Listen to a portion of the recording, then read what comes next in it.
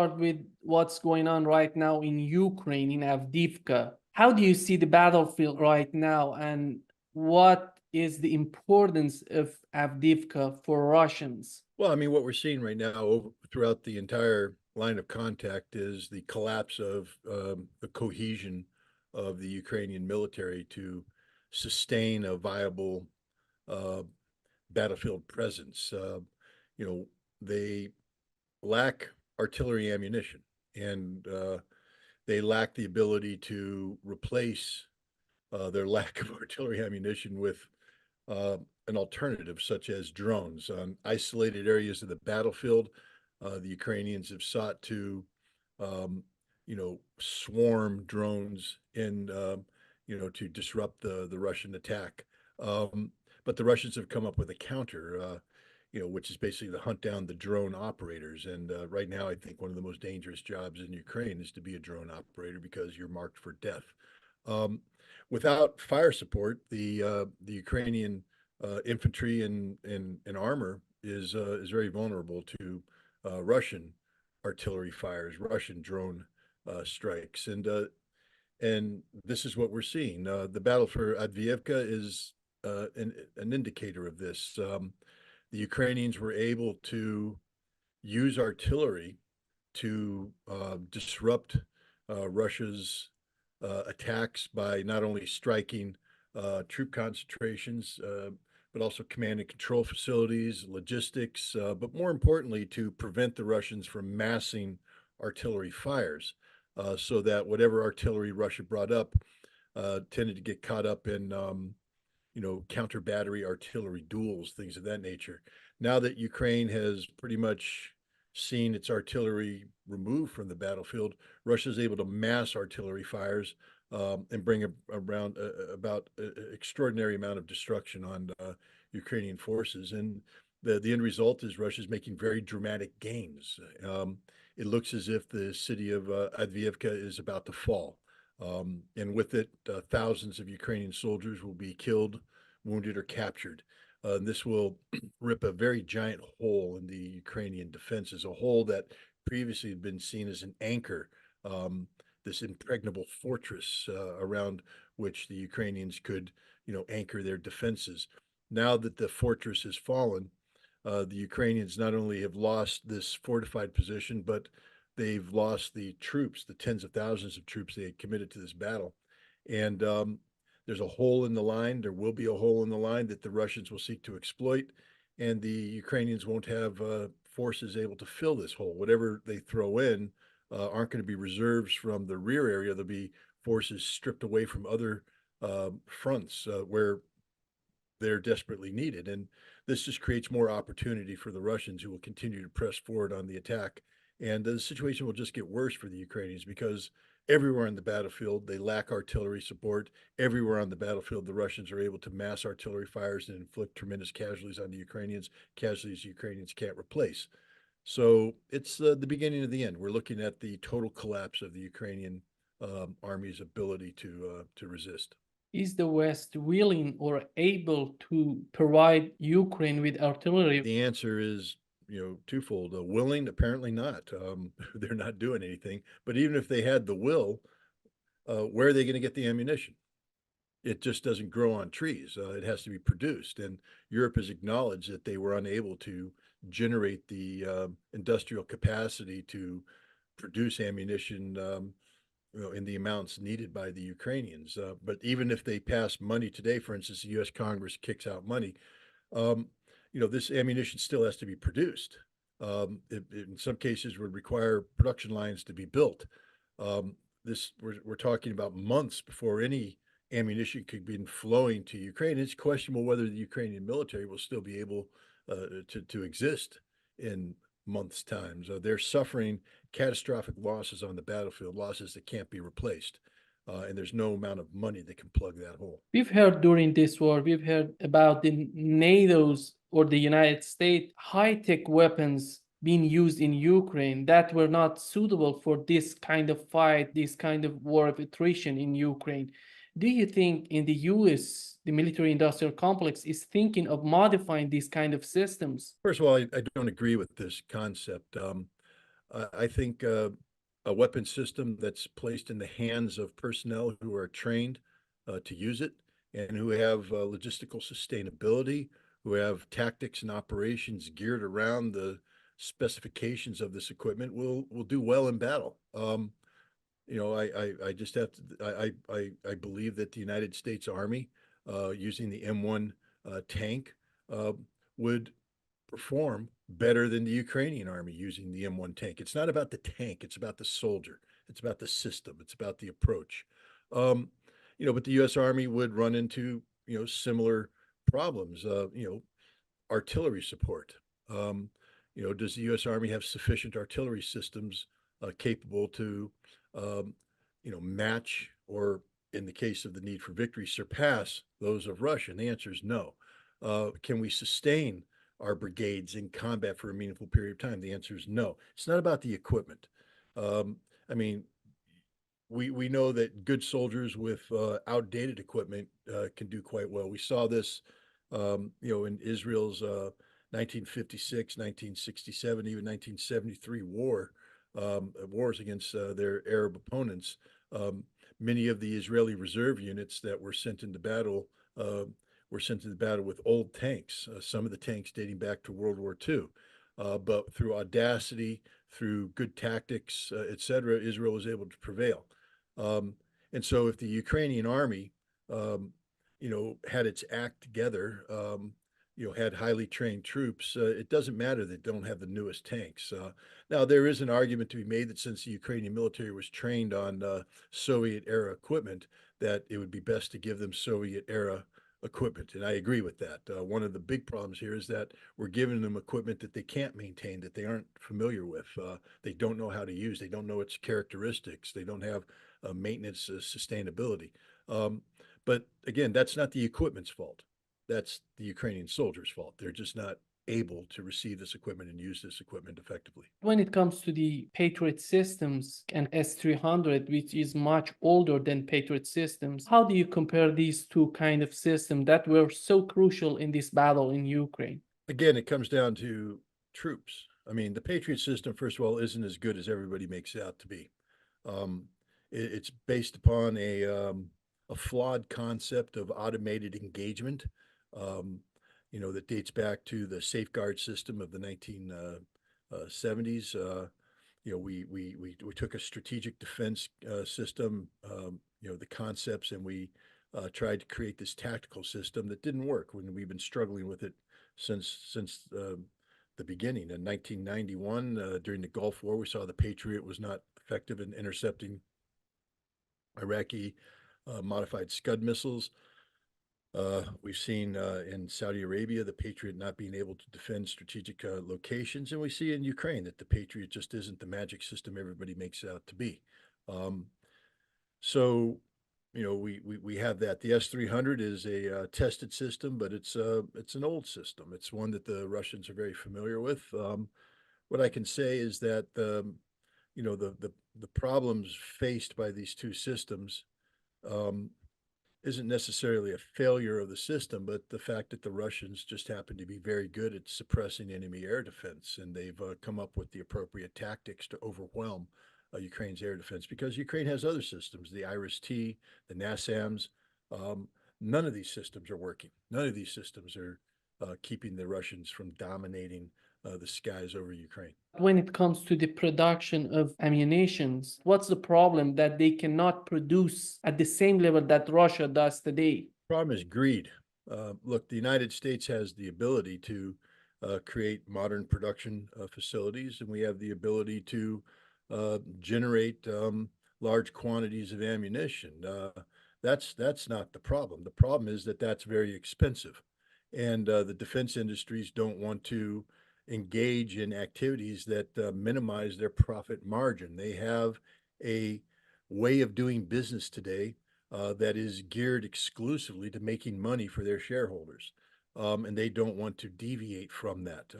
Look, the United States could, we saw this during COVID where the president used special defense production laws to get companies to gear up for the production of ventilators and other things that were deemed to be in the national security interest.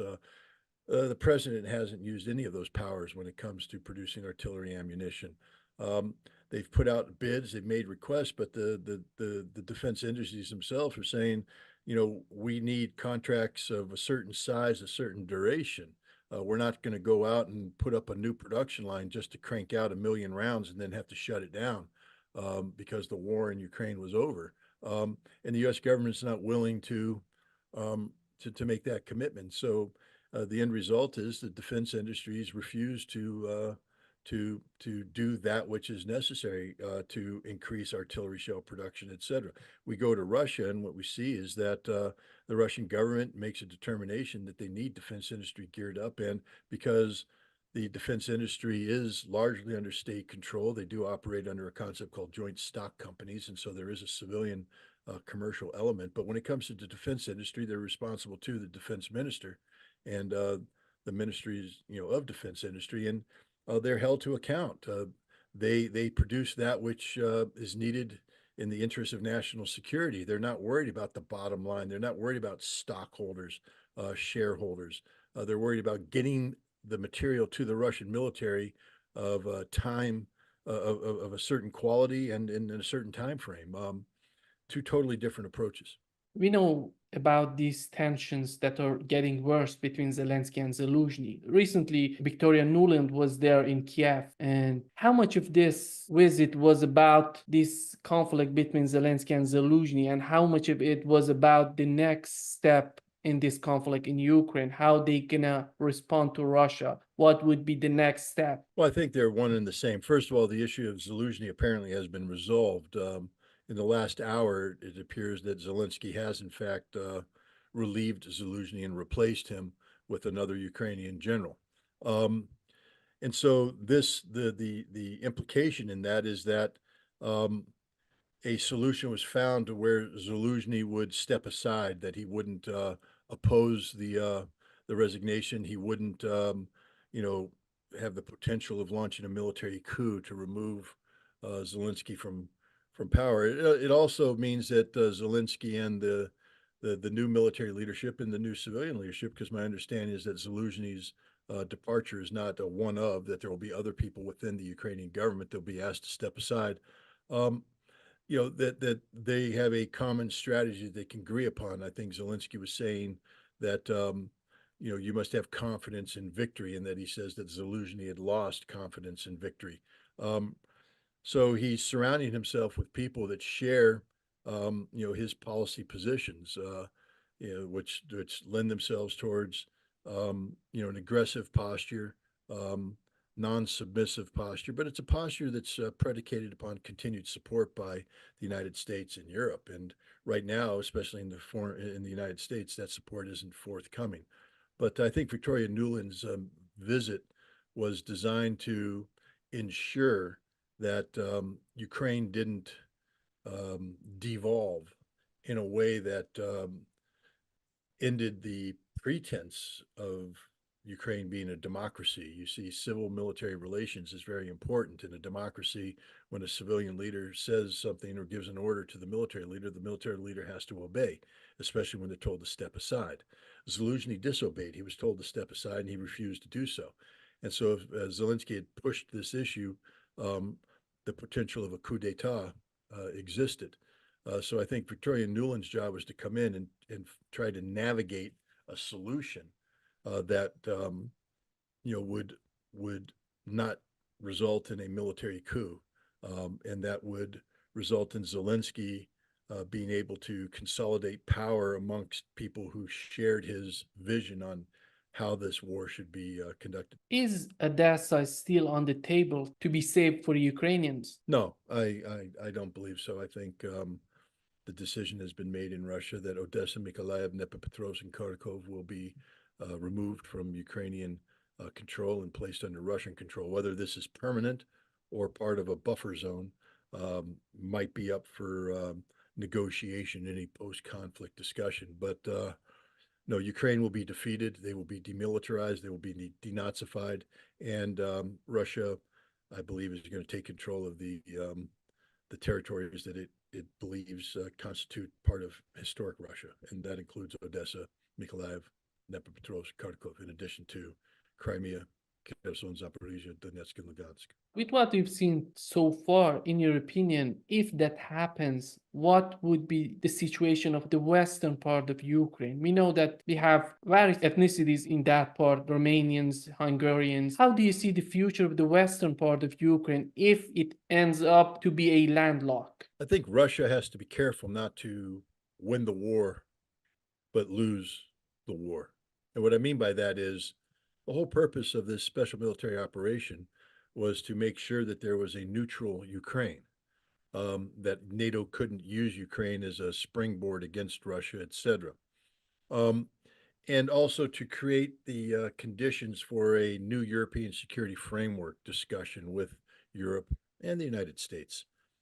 If this war ends and Western Ukraine continues to be a place where anti-Russian ideology can fester and be fostered, where Stepan Bandera is still considered to be a hero, then what has Russia accomplished? Nothing. I mean, they've won a war, they've gained some territories, but this problem hasn't gone away and it will continue to exist. I think Russia wants this problem to be ended. It wants the issue of Banderist ideology to be terminated.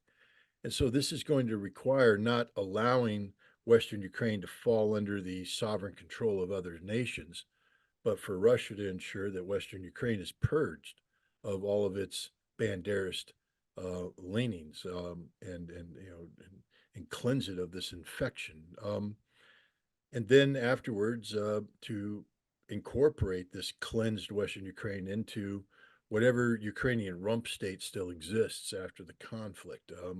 Belarus has made it clear that it will not tolerate Western Ukraine going to Poland. That poses an existential threat. So, and I think Russia will respect Belarus's, inclinations in this regard. So, I don't see Western Ukraine going to Poland. Now, there are other, ethnic groups. Romania has some claims. Hungary has some claims. On here, I could see referenda taking place that saw the transfer, because we're not talking about Nazi ideology. We're talking about respecting the desires of the for self determination of an ethnically homogenous people. So the Hungarians would say, we don't want to live under Ukraine. We want to live in Hungary. The same thing with the Romanians. So I think we could see that, but for Western Ukraine, I don't see Russia allowing that to go to Poland. First of all, it would insult Belarus, and put the Belarus-Russian relationship at risk. And then second of all, it creates the conditions where eventually Western Ukraine could be absorbed by Poland, therefore becoming NATO territory, or the Banderists would never be purged, and they would be there continuing to spread their rot. So I, uh, I don't see a situation where Russia allows Western Ukraine to become an independent entity. In Germany, in the United Kingdom, recently in Sweden, they're talking about fighting Russia. How realistic is that? I think right now NATO is in a crisis. They have said that the conflict in Ukraine is existential for them, that they can't allow Russia to win. Well, Russia's winning. It doesn't matter what NATO wants or thinks or desires. Russia is not only winning, but Russia has won. And so NATO is now struggling to make itself relevant.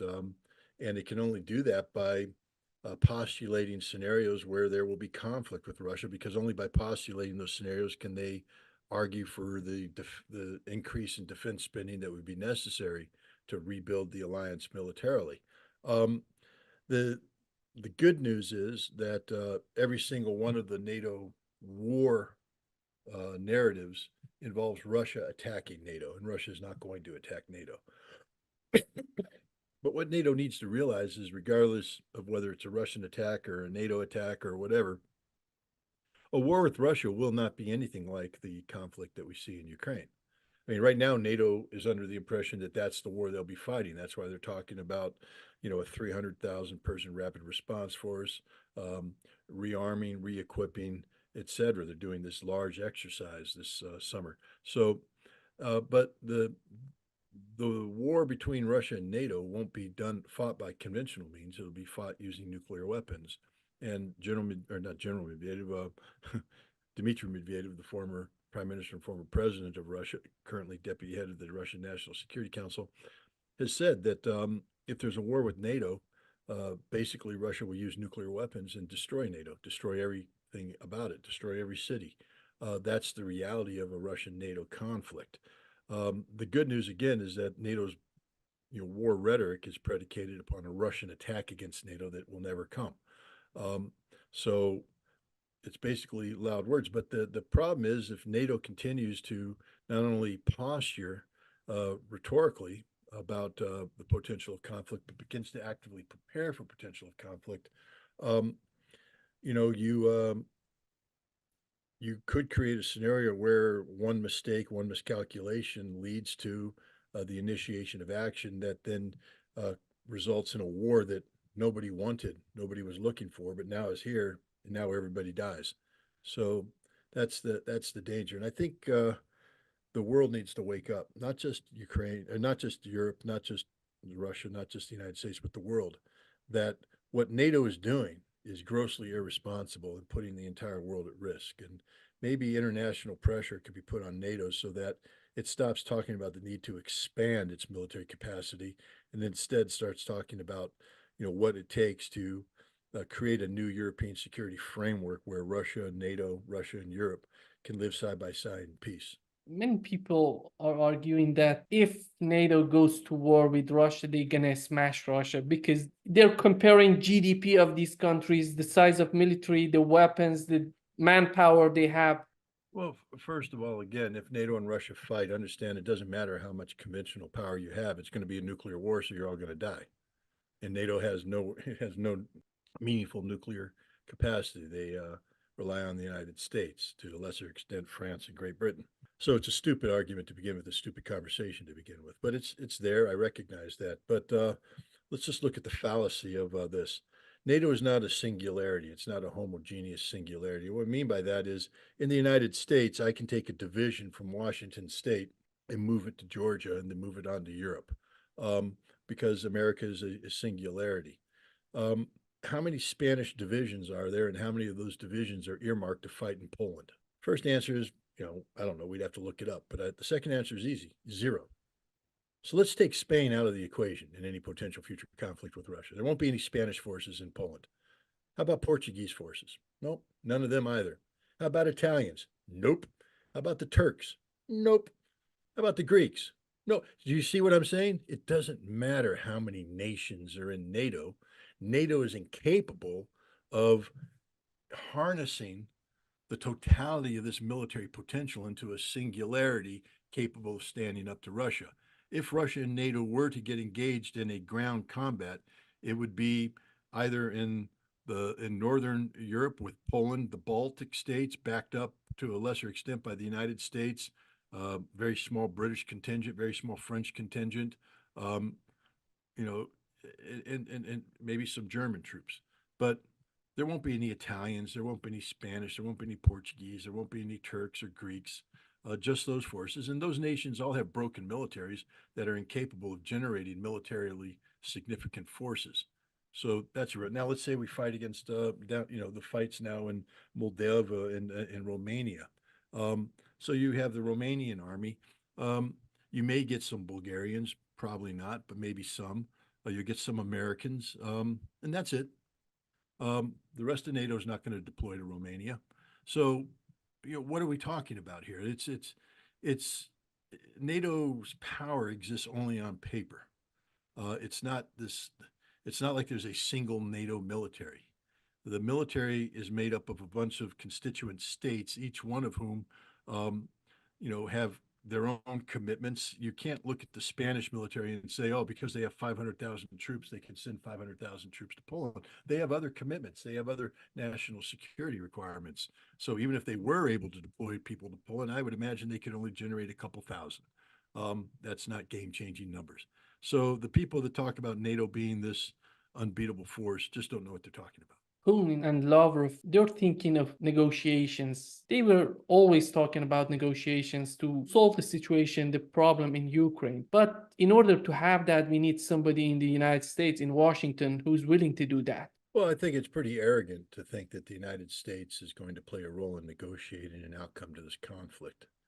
The United States is a party to the conflict. Um, and they're the side they've chosen is the losing side. Um, what makes anybody think that Russia wants to sit down at the table with the United States or Europe to resolve the issue in Ukraine? Russia tried that already. They tried that in 2022. Um, and it was the United States and England, together with NATO and Europe, that advised Ukraine not to agree to a peace treaty. Now Russia has mobilized. Russia has spent a significant amount of money. They've lost many troops, and victory is theirs. Why would they negotiate that away? What is Russia going to negotiate? They want denazification. That means the end of the Zelensky regime. So they're not going to negotiate with the Zelensky. They want demilitarization, which means the destruction of this pro-NATO army that NATO was built on the soil of Ukraine. Russia's not going to negotiate that away. This war will end when Russia puts forward unconditional terms of surrender that Ukraine will have no choice but to accept. And then the West will have to live with that. Whatever negotiations take place between the West and Russia will take place after Russia defeats Ukraine, after Russia imposes its will on the Ukrainian situation, not before. Why would they sit down and negotiate? That's a defeat. In order to get Russia to the negotiating table, you have to beat Russia. Nobody's beating Russia right now. I talked with Chas Freeman, Ambassador Chas Freeman. He said that the future of Europe without Russia doesn't mean anything. They need Russia for energy, and industry in Europe needs Russia to be part of their prosperity. In your opinion, how realistic is that? It's the only outcome. You know, we're seeing a situation where the European people are starting to recognize that they've been taken hostage by their own politicians who don't have the best interests of Europe or the people, you know, at heart. So we're seeing farmers come out in great numbers. We're seeing the people becoming disillusioned by the electorate, and you know, when when businessmen sit down and say under what conditions, for instance, in Germany, can businesses return to Germany, it'll be cheap energy. Right now, they can't afford it because the United States scammed Europe. We blew up a pipeline and then we convinced them to stop importing energy. And then they had to turn to us, and they're paying exorbitant prices for gas. And you know the Europeans.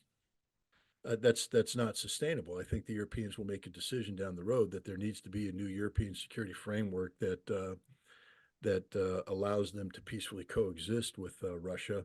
It may be a framework that operates inside the NATO alliance or outside the NATO alliance. It's not going to be dependent upon that. It's going to be dependent upon the desire of the participants for renewed relations, good relations with Russia, inclusive of the ability of Europe to procure Russian energy at affordable prices.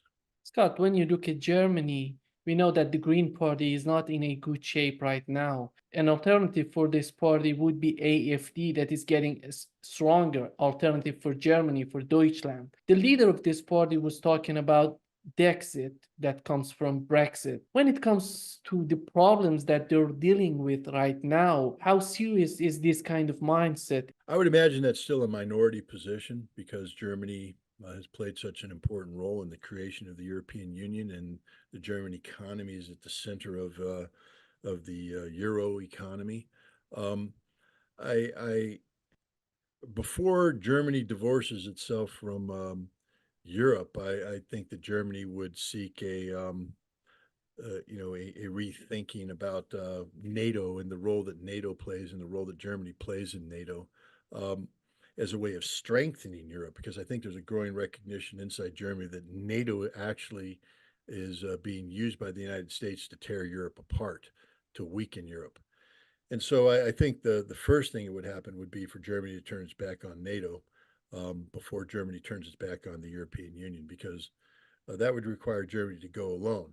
And this would also be a huge threat to Europe because if Germany goes alone, it means it's going in a direction opposite of that which is desired by the United States or Brussels, which means they're probably going to gravitate towards Russia and become some sort of economic, partner with Russia. And that would create significant problems for both Europe and the United States. How is that possible for Europe to be independent and a powerhouse? I think it's. I think to talk about Europe as a powerhouse is unrealistic. Um, Europe's had its moment. The European Union was created. Europe was given an opportunity to build something strong, and yet all they ended up subordinating themselves to the United States. Today, Europe has too many problems. Europe will break apart into its constituent states. I believe that's the future of Europe. But the notion of this powerful united Europe is a joke. It's a fallacy. It's not powerful, and it's definitely not united. Uh, Another problem facing Europe is that because of this multi-decade experiment in creating a European community, people stopped believing in their own national identity, and that's problematic. You have people that um, probably can't articulate what it means to be a Frenchman, what it means to be a German, what it means to be a Brit. They just know what it means to live in Europe. Now, um, we'll see what the future holds. I think rise of parties like the Alternative for Deutschland um, are reflective of the fact that many people, Michel Le Pen has a right wing party in France. We're seeing Giorgia Moreno, the Italian Prime Minister, she she's from the right. Viktor Orban. We're seeing the rise politically of right wing parties that talk about defending sovereignty, national sovereignty, not European sovereignty. So I think we're seeing Europe redefine itself as a collective of nation states as opposed to nation states that have come together in a European singularity. I don't see Europe emerging as a powerhouse, and I don't see any European nation being able to, in in a reasonable period of time, reverse the deindustrialization that's taking place now because of the sanctioning of Russia and the kickback. I think Europe has shot itself in the foot, and it's going to have to restructure and redefine itself before it can emerge with any sort of viable economy. And a key aspect of this restructuring and redefinition will, of course, be its energy relationship with Russia. With the damage that we're witnessing that they're having in their relations with Russia right now, in your opinion, how long does it take to get to the point before this war started? I don't think we'll ever get to the point where before this war started. The world's changed. Before this war started, Russia was talking to NATO to create a new European security framework. After this war finishes, Russia will have defeated NATO um, and won't be inclined to give NATO the same consideration that it gave to NATO prior to this war. The same with the United States. Um, I think we're looking at a completely new European-Russian relationship, one that where Europe has to respect the strength of Russia. Back in December of 2021, Europe ignored the Russian outreach for a new European security framework because they didn't respect Russia. They didn't fear Russia. Um, they viewed Russia as a joke, a nation, a gas station disguised as a nation, things of this nature. Well, Russia has emerged from this conflict, you know, having defined itself as not just a regional powerhouse, but a global powerhouse with unmatched military skills and an economy that's booming compared to Europe's economy. Russia's not going to give away everything that it has accrued in a positive fashion over the course of the past 2 years um, just to have good relations with Europe. I think that Europe is going to have to redefine its relationship with Russia based upon respect of Russia and a respect of Russia's sovereignty and a respect for Russian national security prerogatives when it comes to spheres of influence in Europe. I talked with Professor Richard Wolff and Michael Hodson. They were talking about the reason behind this war in Ukraine was the reason that the West had against Soviet Union. They wrecked the economy of Soviet Union by forcing them, by convincing them to put a lot of money in their military industrial complex. So the economy of Soviet Union collapsed. But they were not successful in this policy in Ukraine, and Russia could manage the military part and the economy. You've been in Russia recently. How did you find this? Well, I'm not an economist and I don't want to play one. So I have to be careful about, getting too far outside of my lane. What I can say is this, though. The Soviet Union suffered from, centralized planning. If we take a look at their ballistic missile production, they produced very good missiles and they produced a lot of missiles, but the mechanism was of pain. The economy of producing missiles wasn't something that the West could readily comprehend. Um, it wasn't that the factory received money for the missile. Like if I contract with Boeing to produce a missile, we have a price marked for each missile, and that price generates funding that then gets budgeted and used to pay salaries, build infrastructure, et cetera, et cetera. That's not how it worked. There was there's a whole bunch of factors that went in that didn't have direct economic correlations, and so it was unsustainable, especially when the Soviet economy tried to transition away from centralized planning into the more cost-effective cost accounting, where they had to account for each dollar, where to go to traditional Western style accounting. And what they found when they made that transition is you couldn't sustain for instance, the factory city. One of the things about the Soviet Union is when they produced these missiles in Vodkinsk, where I was, the factory was responsible for schooling, for the roads, for housing, for social things. So the budget that they received from the state didn't just pay for the missiles; they paid for everything. When you went over to cost accounting, suddenly you're paying for a missile, but there's no money for everything else. So the system started to collapse. So it wasn't that the West caused Russia to collapse. That's just not true. The Soviet Union could very well, there's a school of thought today that that the reason why the Soviet Union collapsed is because Mikhail Gorbachev precipitously transitioned from Soviet-style economy to a Western-style economy with no plan on how to do it, and the whole thing collapsed. Had he continued the Soviet-style planning, but sought to tighten it up, make things better, not make a direct model of a Western capitalism, there wouldn't have been this precipitous collapse. But he didn't have that vision. He had bought into the notion that the West was better. And next thing you know, you have Boris Yeltsin, the decade of the 90s, and the absolute devastation of Russia because of this. If you take a look at Russian capitalism today, it's a totally different concept, but it's not American capitalism. It's something different. The Russians have a unique economy today. But what's interesting is the West has no clue how the Russian economy works, just like we had no clue how the Soviet economy works. I'm just being straight up honest. The CIA had no clue how the Soviet economy worked. They were just guessing.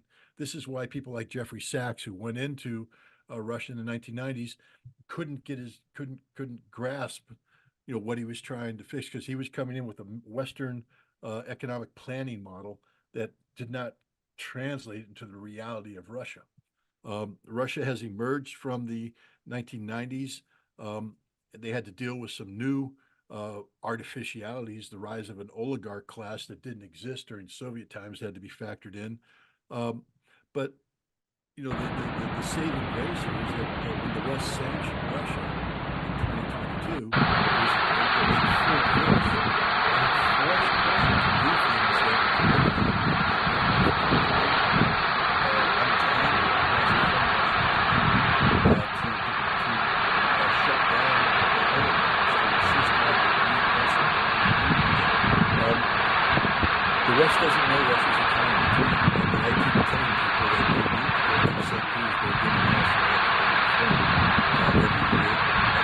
understanding of what makes the Russian economy tick. Nobody wants to go because that's Russian propaganda. No, it's Russian reality. There was an exhibition, I think it's still on for a couple more weeks, the Video Hair exhibition in Moscow, that talks about the economic status of all the various districts and republics and oblasts. Each one had their own exhibition platform. And I toured that, and you get to see the diversity of the Russian economy. Again, if you don't see it, you don't know it, you can't talk about it, you can't assess it. Um, and I think that I think we put too much, we've created a myth about the collapse of the Soviet economy. It didn't collapse the way they say it did. I would challenge them on that. I think that it's far more complicated than just saying that we put so much pressure on them in terms of producing weapons that the system collapsed. No, the system was there. It was working.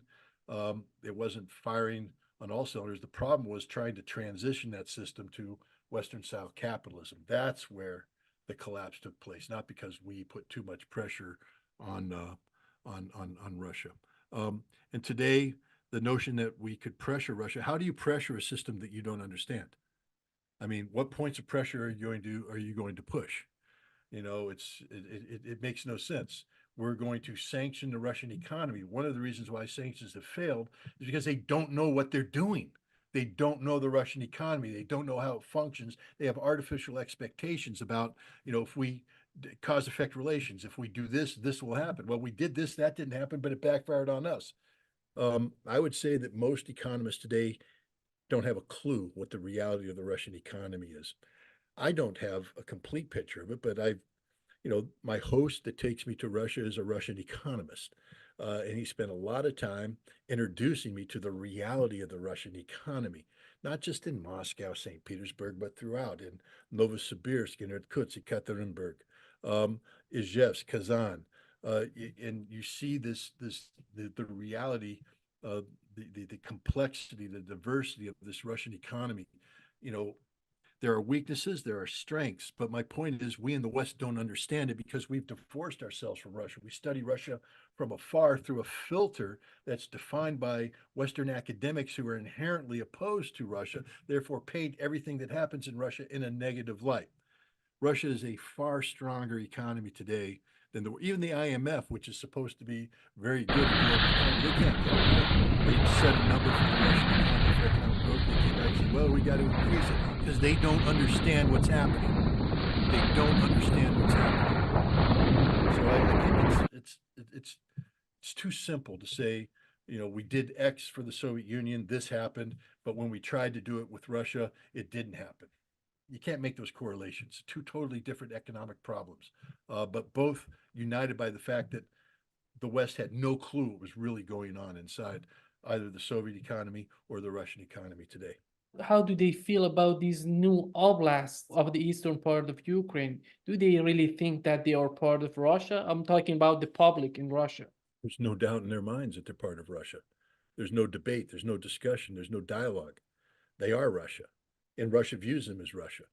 This isn't a joke. This isn't a game. This isn't some sort of geopolitical cuteness. Russia went to war. Russia didn't want Zaporizhia. They didn't want Kherson. They may have wanted it, but they didn't desire to take it from Ukraine, but they were compelled to do so. And now that they have done so, these territories are part of Russia. I was in Kherson. I interviewed the governor. I interviewed the head of their economic development. They are rebuilding that place as this war goes on so that it is a functional part of Russia. There's no debating this. In the West, we can sit there and play stupid games by drawing lines on maps saying we don't recognize that. Russia doesn't care. Drive into Kherson and ask them, are you Russian or are you Ukrainian? There's no debate, no discussion. They're Russian. They will always be Russian, forever, in perpetuity. How they're helping them right now, because they were so devastated, these regions were so devastated by this war. Well, I mean, in Kherson, the first investment project that was put in place was the construction of a concrete manufacturing plant, one line. They now have 6 lines. I think the plant was designed to produce concrete at a rate of 60 cubic meters per hour. You have 6 lines. That's 6 times 6, 360 cubic meters of concrete per hour. I'm not a I'm not a construction specialist, but that's a lot of concrete. And they're producing it and they're pouring it, which means they're building stuff. So I think I just answered your question. They were part of Ukraine for years, and right now they're going to be part of Russia. How do you find these differences between these two? Is there anything different from what you've seen in Russia and what you've seen in the eastern part of Ukraine? Culturally, traditionally. Well, first of all, there is no such thing as the eastern part of Ukraine. Let's just correct the record. There's the new Russian territories. There is no eastern Ukraine. Doesn't exist. Finished. Now, I mean, there's people out there that'll, for political reasons, talk about it, but it doesn't exist. Physically, it doesn't exist. There is no eastern Ukraine. Kherson, Zaporizhia, Donetsk, and Lugansk are part of Russia forever. It will never change. So we shouldn't talk about eastern Ukraine. We can talk about the new territories. But let's understand this, that even there was never really a viable Ukraine to begin with. When we speak of Ukraine during the Soviet times, it wasn't an independent entity. It was part of the Soviet Union, which was in effect part of Greater Russia. Moscow was dictating outcomes. Kiev was a regional capital that received orders from Moscow, and everybody worked together towards the common good. You had, I mean, when you look at the leadership of the Soviet Union, Brezhnev was a Ukrainian. He ruled for 18 years. Khrushchev's wife was Ukrainian. He identified as Ukrainian. He ruled for 10 years. So for 28 years, the Soviet Union was ruled by Ukrainians, but they didn't say that. They were ruled by Soviets. The senior officers in the Russian and Ukrainian military today all trained together in the same academies. They didn't view themselves as Ukrainian or Russian. They viewed themselves as Soviet, which means part of Greater Russia. Um, Everybody who lives in the Eastern Territories, who speaks Russian, practices Russian Orthodox faith, never viewed themselves as Ukrainian. They always viewed themselves as Russia. And when the Soviet Union collapsed and Ukraine became an independent state, these people never said, "Oh, I'm with Kiev." They always said, "No, I'm Russian. I'm with Moscow." That's just the reality of it. Now they had to live with a political reality that, you know, they were part of Ukraine from a sovereign standpoint, but they continued to fight for their rights, struggle for the right to speak Russian. You know, everybody talks about the 2014 Maidan coup that took place, but the real coup when it comes to the split between what's Ukrainian and Russia was in 2005 during the Orange Revolution. That was the first nationalist coup d'état, where the nationalists came in, who started to promote, this Ukrainian national identity. The president at that time, elevated Stepan Bandera into a national hero. And they began to attack Russian speakers, Russian culture, et cetera. That's where you started to see the first divided. Because prior to that, I just interviewed Nikolai Azarov, who was the former prime minister of Ukraine. He said prior to that, prior to the Velvet Revolution, there was no talk about Russians and Ukrainians. We lived together, we worked together, we worked towards a common goal, et cetera. It was only after the Velvet Revolution that we started to, you see the split. And when the Ukrainian nationalists, who were now empowered, started attacking the Russians, they compelled the Russians to start viewing themselves as Russian. And then therefore now there's a split between them and Ukraine, and they started looking to Russia for help to defend them. At the same time that the Velvet Revolution took place, President Putin gave a speech in the Federal Assembly in 2005. It's a speech where he said that one of the greatest, catastrophes of the last century was the collapse of the Soviet Union. And everybody picked up on that speech saying, aha, he wants to return to the Soviet times. No, if you know anything about Putin, anything about the Russians, no, they didn't want that. Because what he said next is what's important, because overnight, millions of Russians became homeless. And those homeless included the Russians of Ukraine. At the time he gave that speech, Russians were being attacked in Ukraine for the crime of being Russian. And he said, my job as the Russian president, as the president is the president of the Russian nation. And the Russian nation is not defined by the borders of the Russian Federation. The Russian nation is defined by a people united in shared history, shared culture, shared language, shared religion, which means he was responsible for the well-being of these Russians, these ethnic Russians in Ukraine, in the Baltic states, and in Kazakhstan, elsewhere. He was responsible for their safety, for their protection. Um, so the idea that this pro-Russian sentiment that's in the eastern Ukraine, no, it's not artificial. It's real. They've always viewed themselves as Russian, and to the extent that they've been separated from Ukraine, it's the Ukrainian government's fault. It wasn't Russia coming in trying to strip them away. In fact, if you take a look at the Minsk Accords in 2014, the Donbass, Donetsk, Lugansk, the separatists wanted to become part of Russia, and Putin said, "No, you're part of Ukraine." So, from a sovereign standpoint, you're part of Ukraine. Prior to 2014, when the right sector made a grab to seize Crimea and seize the port facilities in Sevastopol, Russia viewed Crimea as part of Ukraine. They didn't like that. The Russians that lived there said, "We're Russian," but from a legal standpoint, Russia was not making an effort to strip these territories away. They only took control of these territories when the Ukrainian nationalists started to threaten the security of the Russian people living there. Then the Russian president of the Russian nation said, "It's my duty and responsibility to protect these people." Until the West understands that and respects that, then we'll just never be able to be in sync with Russia. And the reality is that the Russian nation today includes Odessa, Nikolaev, Dnipropetrovsk, and Kharkov.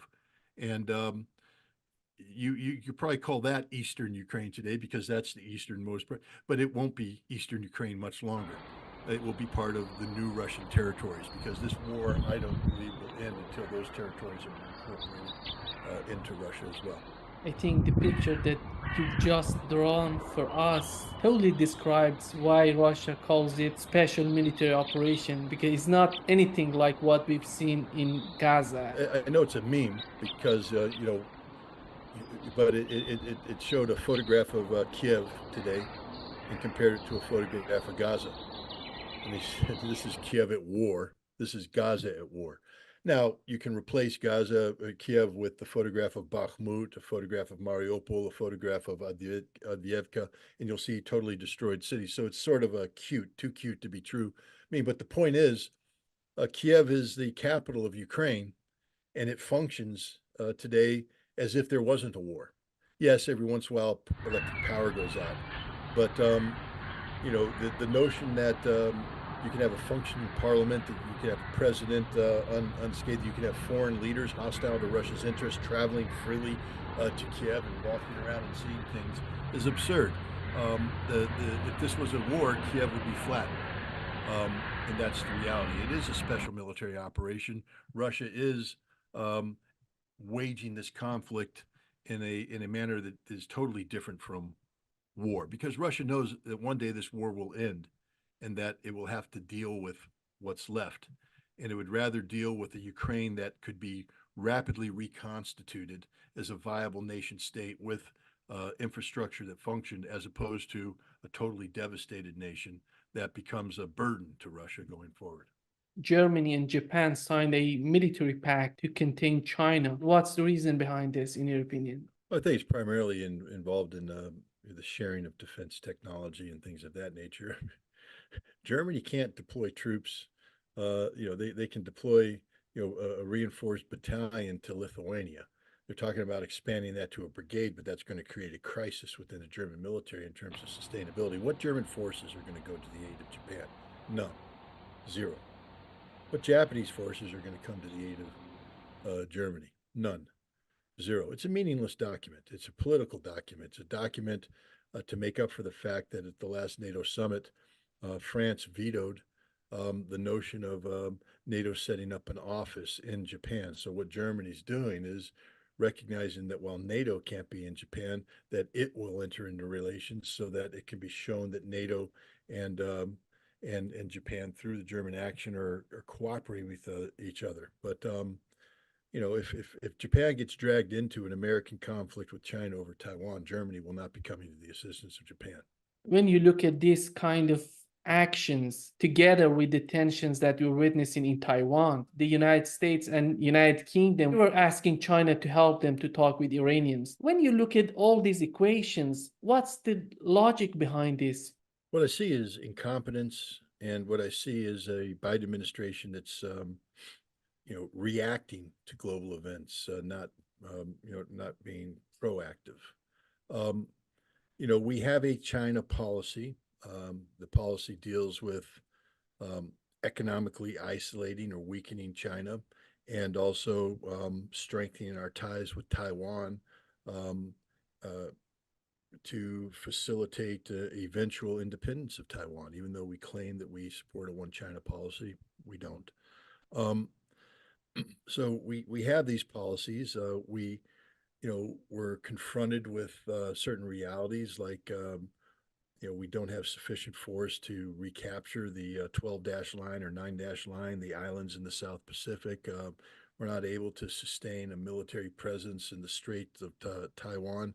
Um, so we know what the reality is, but our policy is one of aggression, and we can't change that. So now we come in a situation with the Houthi, and we want the Chinese to do something for us and say we'd like your help. And China's like, why would I do this? Chinese ships aren't being interdicted, just your ships. What's in it for me? Diplomacy is the art of the two-way street. It just seems absurd that you know that we somehow think China would come to our assistance vis-a-vis the Houthi, and while at the same time we continue policies designed to isolate, undermine, and defeat China. We need to get our act together and stop looking at defeating people, especially militarily, and start looking about competing with people economically and diplomatically. Um, we might have more luck because everything we're doing right now is a failure. Talking about the Red Sea and what's going on, how did you find this operation so far? How successful was that in controlling Houthis? It's a total failure, abject failure.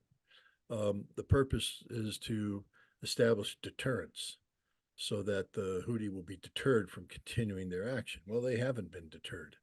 Um, all it's done is expose the reality that the United States cannot keep open one of the strategic waterways of the world, the Bab el Mandeb. Um, and what's the lesson from this? The United States won't be able to keep the Strait of Hormuz open as well. So any expanded conflict drags in Iran means that Iran will shut down the Strait of Hormuz, and we're helpless. We can't stop that. And now the global economy will be strangled. So I, uh, I don't see a situation where what the United States is doing is benefited it in any way, shape, or form. Rather than bombing, we should have turned to diplomacy. And the quickest way out of the predicament that we've created for ourselves isn't to bomb people into submission, but to engage about an equitable solution to the Palestinian problem, to bring an end to the fighting between Israel and Hamas. If you do that, the other problems tend to solve themselves. But if you're going to continue to go all in on the side of Israel, understand that there will be consequences to pay, and we don't have the military force to effectively deter those consequences. When it comes to dealing with Houthis, with all of these groups in the Middle East, they're talking about Iran. Iran is the core of these problems. Lindsey Graham and other basically Republican senators, were talking about bombing Iran. If they bomb Iran, they can solve the problems in the Middle East. No, I mean, if by bombing Iran we could solve the problems in the Middle East, we would have bombed Iran a long time ago. The reason why we don't bomb Iran is that it won't solve the problems in the Middle East. It'll just make the problems even greater. Not only that, but there's no guarantee that we win any conflict with Iran. We know that Iran will be able to inflict near fatal economic damage on the United States and the world by shutting down the Strait of Hormuz, and if necessary, destroying the oil production infrastructure of the Persian Gulf, the non-Persian oil producing infrastructure. Donald Trump was given the option of bombing Iran back in, I think, 2020, when the Iranians shot down a Global Hawk drone over the Straits of Hormuz. Um, but he was told by the Pentagon that if you do bomb Iran, then there could be escalation that leads to a major conflict, and the United States doesn't have sufficient military forces in the region to guarantee an outcome, and it would take months, if not years, to assemble that force, and even then, you couldn't guarantee an outcome. This is why Donald Trump didn't bomb Iran. Um, we will not attack Iran today for the same reason, because we don't have forces sufficient enough to sustain an attack capable of deterring or preventing additional Iranian muscle flexing. If we were to bomb Iran, then Iran would shut down the Strait of Hormuz and attack all major American military facilities in the region, and there'd be nothing we could do to prevent that. And so it would expand into a broader conflict where we would be firing cruise missiles, dropping bombs. But Iran is not defenseless. There are protections. And then what happens? They shoot down a couple American airplanes. Now they have a couple American prisoners of war. Um, we launch an amphibious attack on the Iranian coast. It gets defeated. We have thousands dead. I mean, this is the circle of violence that hopefully the people close to Joe Biden are advising him will occur, and therefore you shouldn't attack Iran because we know what the outcome will be: a broader war that the United States can't win. In your opinion, with what we've seen so far in Gaza, what was the outcome of this conflict for Netanyahu and his administration and his party in Israel? Strategic defeat across the board. Understand that Netanyahu and his government are responsible, solely responsible for what happened on October 7th, especially from an Israeli point of view. Not only were Israeli forces caught by surprise, but they were defeated by Hamas. And the Israeli response was one that slaughtered um, hundreds of Israeli citizens. Israel tried to blame it on Hamas, but I think it's clear today that the majority of the Israeli civilians who died on October 7th and 8th died at the hands of the Israeli Defense Force, who are implementing in one degree or another policies consistent with the Hannibal Directive to kill Israelis taken hostage before they can get back into Hamas controlled territory or terrorist controlled territory. So he's a failed leader, right, from there. He promised by engaging in an escalation of military might against Hamas in Gaza that he would destroy Hamas's military capability to ensure that Hamas could never again carry out an attack that on the scope and scale of what was done on October 7th, and B, to destroy Hamas politically, so that Hamas would have no role in whatever the future political leadership of Palestine was. He's failed on both accounts. The Israeli military has been fought to a standstill, in many cases compelled to retreat from territory inside the Gaza Strip. The Israelis acknowledge that they've accounted for barely 20% of the tunnels in the Hamas tunnel network, and they haven't defeated the fighters themselves, who continue to resist and kill Israelis. So, from a military standpoint, Hamas continues to exist and continues, therefore, to have the capability of striking Israel on Israeli soil. So Israel lost that fight. Politically, Hamas today is more powerful and popular than they have ever been. If there was an election held amongst the Palestinian people today, Hamas would win hands down. They would win the legislative body. They would win the presidency. Mahmoud Abbas, the head of the Palestinian Authority, has all but admitted this. So, where does that leave Netanyahu? He's dealing with a reality where Hamas has become even stronger politically and militarily. They exist, and there's nothing Israel can do to diminish Hamas from a military standpoint. This is a strategic defeat for Benjamin Netanyahu in Israel. Scott, we've seen that they attacked a hospital in the West Bank. They said some terrorists were there. When it comes to the West Bank, is there any sort of sovereignty? How do they control this part of Palestine? I don't know if I can call it Palestine or Israel. Well, I think the West Bank is part of Palestine. When you take a look at the Abrams Accords and the maps that are published in there, they talk about the Palestinian territory on the West Bank and Gaza Strip united into a nation state, even though it's extremely diminished territories that would be under the control of the Palestinian Authority. The Israelis are occupying an occupying power. You look at the United States, we finally have woken up and in order to put pressure on Israel. We've talked about sanctioning the illegal settlement actions on the West Bank. Um, Israel doesn't do itself any favors with how it treats the Palestinians there. The murder. It's not an anti-terrorist operation. It was murder. It's a violation of international law. Uh, the, the Israeli military personnel involved should be arrested and prosecuted as war criminals. They assassinated civilians in a hospital who posed no military threat. It doesn't matter that they were at one point in time affiliated with Hamas. They're not under arms. They're in a protected area, in a protected building, in a protected activity, and yet Israel came in and assassinated them in cold blood. This is a war crime of the most vile nature, and under in a perfect world, you'd see the international community rally against what the Israelis have done. But to be honest, today most people have forgotten about that assassination already, just as they've forgotten about everything that Israel's done against the Palestinian people, all the dirty details, the 15-year-old girl gunned down while she was on the phone begging for help, the 6-year-old girl calling in for paramedics to rescue her because her parents are dead, her sister's dead, she's hungry and thirsty, but the Israelis killed the paramedics, leaving the 6-year-old girl to die alone in a car. This happens every hour of every day. Uh, so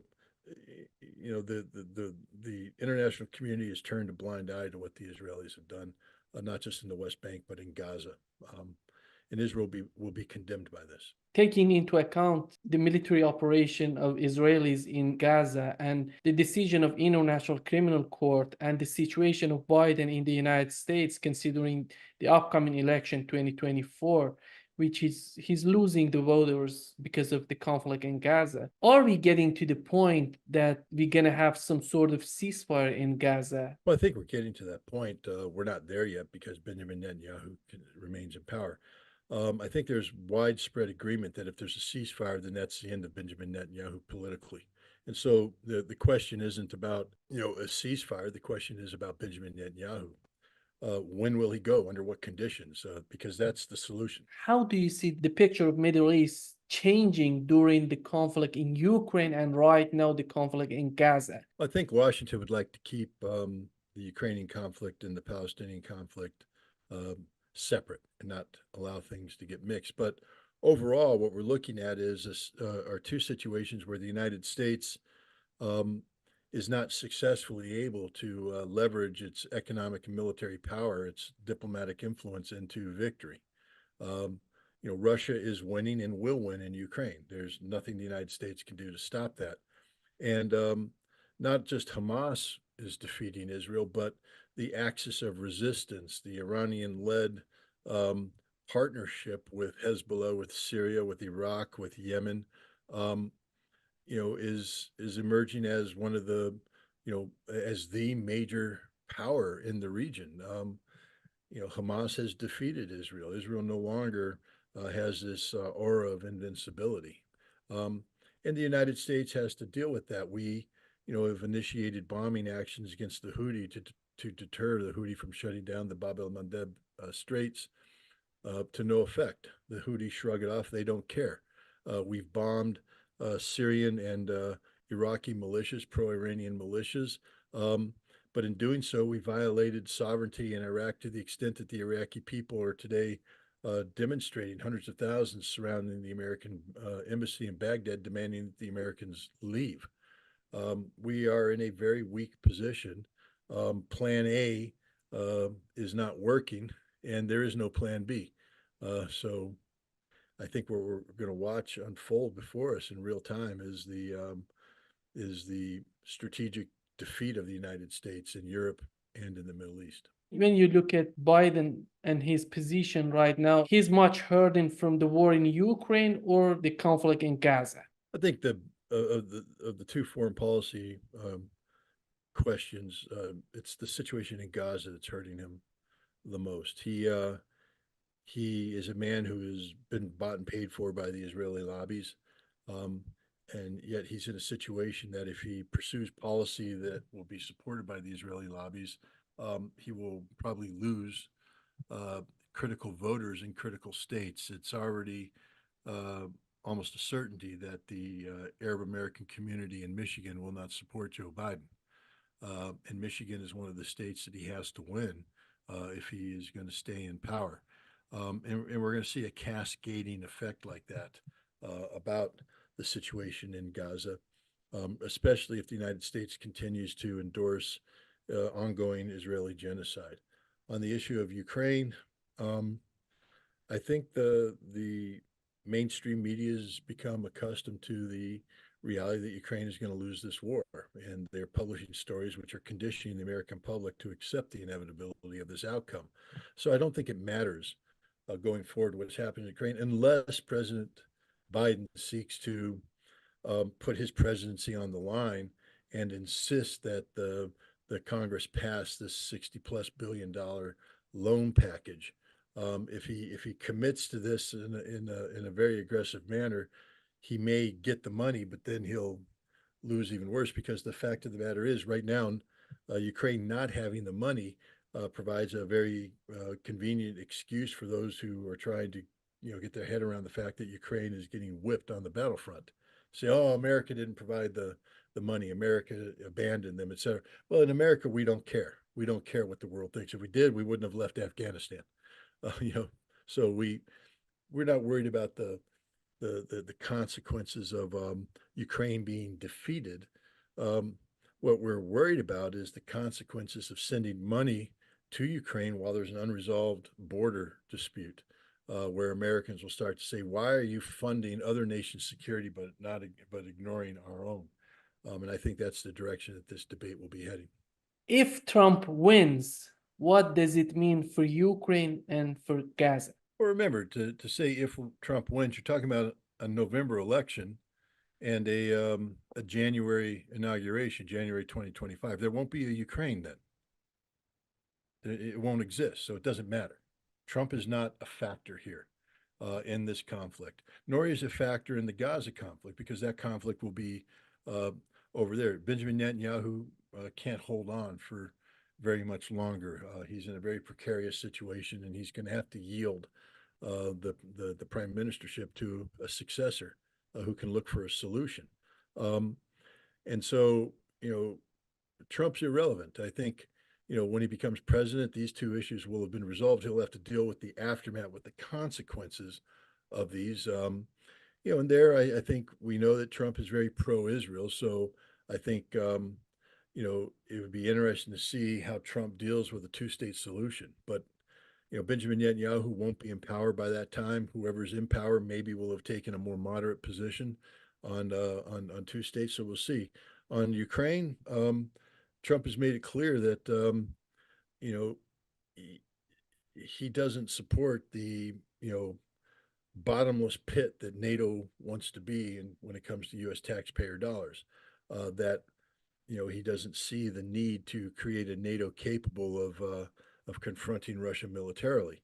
Um, Trump will be faced with a fait accompli regarding Ukraine, meaning the defeat of the Ukrainian military, political establishment, and the end of Ukraine as we know it. So I think he'll be more focused on NATO, and he's already said that NATO is an outdated alliance, and maybe the United States shouldn't be continuing its participation in it. So I think that would be the greatest outcome, that Trump will weigh in. He'll be pro-Israeli. He'll be anti-NATO, but the Gaza conflict will be over, and the Ukraine conflict will be over as well. So I think Trump is just isn't part of this current discussion. Is Trump's presidency a threat, an existential threat for NATO? I think NATO's an existential threat to NATO. It doesn't matter who the president of the United States is.